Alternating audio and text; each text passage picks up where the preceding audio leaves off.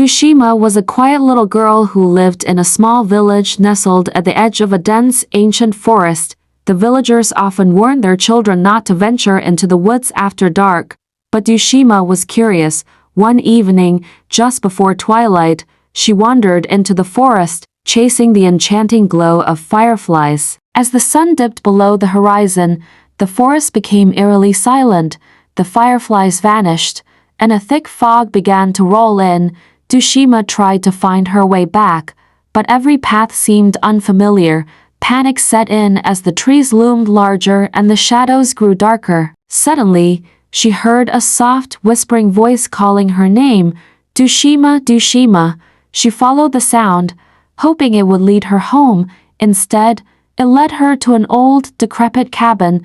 The door creaked open as she approached, revealing a dimly lit interior. Inside, a cold chill ran down her spine as she saw a figure sitting in a rocking chair, its back turned to her.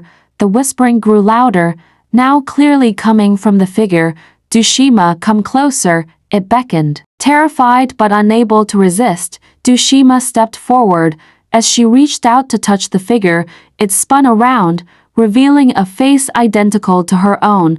Twisted in a sinister smile, the doppelganger's eyes glowed with an unnatural light. Dooshima screamed and stumbled back, but the figure's hand shot out, grabbing her wrist with an icy grip. "You will stay with me forever," it hissed. The next morning, the villagers found Dooshima's footprints leading into the forest, but they never found her. At night, they say, you can still hear the whispering in the woods, calling for anyone who dares to listen. I hope you have learned from Dooshima's story.